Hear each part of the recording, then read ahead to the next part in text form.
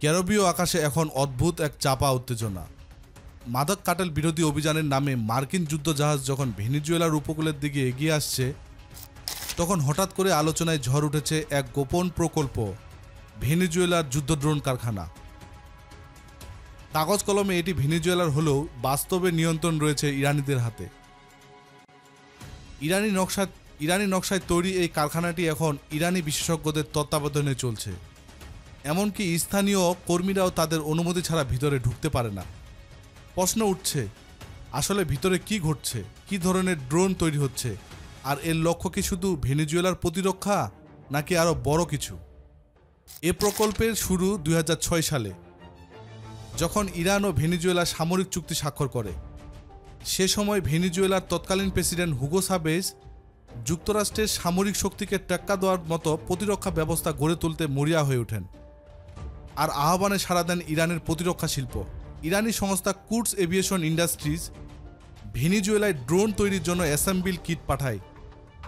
ইরানে প্রশিক্ষণপ্রাপ্ত ভেনেজুয়েলার প্রকৌশলীরা এবং ইরানি প্রযুক্তিবিদদের একটি বিশেষ দল পরবর্তীতে কাজ শুরু করে।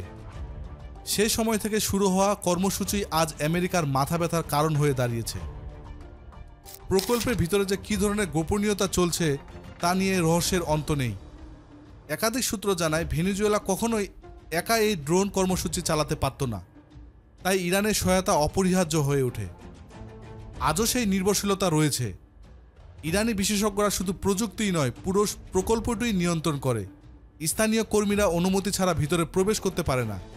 প্রতিটি প্রক্রিয়া, প্রতিটি নকশা সবই ইরানি সিস্টেমের নকল সংস্করণ। ভেনেজুয়েলার নাম ব্যবহার করে মূল চালিকা শক্তি ইরান। মিয়ামি হেরাল্ডের প্রতিবেদনে উঠে এসেছে আরও চমকপ্রদ তথ্য। পত্রিকাটি ভেনেজুয়েলা ও ইরানের সম্পর্কের সঙ্গে জড়িত 12 জন ব্যক্তির সাক্ষাৎকার নিয়েছেন এবং ভেনেজুয়েলার সরকারি নথি ঘেঁটেছেন। কিছু নথিতে স্বয়ং চাভেজের স্বাক্ষর পাওয়া গিয়েছে, যেখানে কোটি কোটি ডলার বিনিয়োগের প্রমাণ রয়েছে। এমনকি অনেক প্রকল্প বেসামরিক উদ্যোগের নামে চলেছে, সাইকেল কারখানা, ট্রাক্টর কারখানা, কিন্তু ভিতরে তৈরি হচ্ছে যুদ্ধ ড্রোন। অর্থাৎ সামরিক শিল্প উদ্যোগের আড়ালে লুকিয়ে রাখা হয়েছে ভয়ঙ্কর সামরিক প্রকল্প। চাভেজের মূল লক্ষ্য ছিল মার্কিন শক্তিকে চ্যালেঞ্জ করতে সক্ষম এমন অস্ত্র সংগ্রহ করা। তার কাছে ইরান ছিল সেই অস্ত্রাগার। মৃত্যুর পর তার উত্তরসূরি নিকোলাস মাদুরো এই প্রকল্পকে আরও শক্তিশালী করেন। এখন ভেনেজুয়েলার দাবি, তাদের কাছে আছে গোয়েন্দা ড্রোন, সশস্ত্র ড্রোন, এমনকি আত্মঘাতী বা কামিকাজি ড্রোনও। এগুলো শুধু প্রতিবেশী দেশগুলোর জন্য নয়, বরং ক্যারিবীয় অঞ্চলে মার্কিন আধিপত্যকে চ্যালেঞ্জ করতে পারে। এখানেই যুক্ত হয়েছে রাশিয়া ও চীনের ছায়া। ইরান ভেনেজুয়েলাকে প্রযুক্তি ও প্রশিক্ষণ দিয়ে সরাসরি সাহায্য করছে। রাশিয়া বহুদিন ধরেই ভেনেজুয়েলার প্রধান অস্ত্র সরবরাহকারী। মস্কো শুধু ট্যাঙ্ক ও ক্ষেপণাস্ত্র নয়, কূটনৈতিক সমর্থন দিয়েও মাদুরো সরকারকে টিকিয়ে রেখেছে।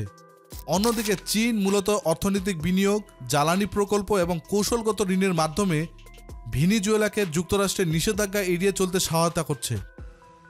এই তিন শক্তির সমন্বিত অবস্থান শুধু আঞ্চলিক প্রতিরোধ নয়, বরং বৈশ্বিক শক্তির এক প্রতীক বানিয়েছে। এর ফলে যুক্তরাষ্ট্রের প্রত্যেকটি সামরিক পদক্ষেপ এখন বহুগুণে ঝুঁকিপূর্ণ হয়ে দাঁড়িয়েছে। ওয়াশিংটন অবশ্য চুপ করে বসে নেই। মার্কিন প্রতিরক্ষা বিভাগ বারবার সতর্ক করছে।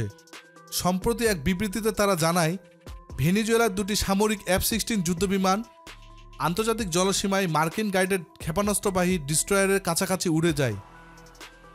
পেন্টাগন এটিকে অত্যন্ত উস্কানিমূলক পদক্ষেপ বলে বর্ণনা করেছেন। একই সঙ্গে স্পষ্ট হুঁশিয়ারি দিয়েছে যে যুক্তরাষ্ট্রের মাদক সন্ত্রাস বিরোধী অভিযানে বাধা দেওয়ার যে কোনো প্রয়াস কঠোর হাতে দমন করা হবে। আর এই বক্তব্য যেন পুরো অঞ্চলের জন্য সরাসরি যুদ্ধবার্তা।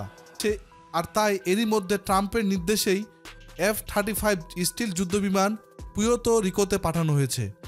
এর সঙ্গে ক্যারিবীয় সাগরে মোতায়েন করা হয়েছে 60টিরও বেশি যুদ্ধজাহাজ, 4500 মেরিন সেনা এবং একটি পারমাণবিক শক্তিচালিত দ্রুত আক্রমণকারী সাবমেরিন। অন্যদিকে ভেনেজুয়েলা হাত গুটিয়ে বসে নেই। প্রেসিডেন্ট মাদুরোর দাবি, দেশে 3,40,000 সৈন্য ইতিমধ্যে যুদ্ধের জন্য প্রস্তুত। তার সঙ্গে যুক্ত হয়েছে 8 মিলিয়নেরও বেশি রিজার্ভ ও মিলিশিয়া সেনা। উত্তেজনার মধ্যেই মার্কিন বাহিনী ক্যারিবীয় সাগরে একটি স্পিডবোট ধ্বংস করেছে।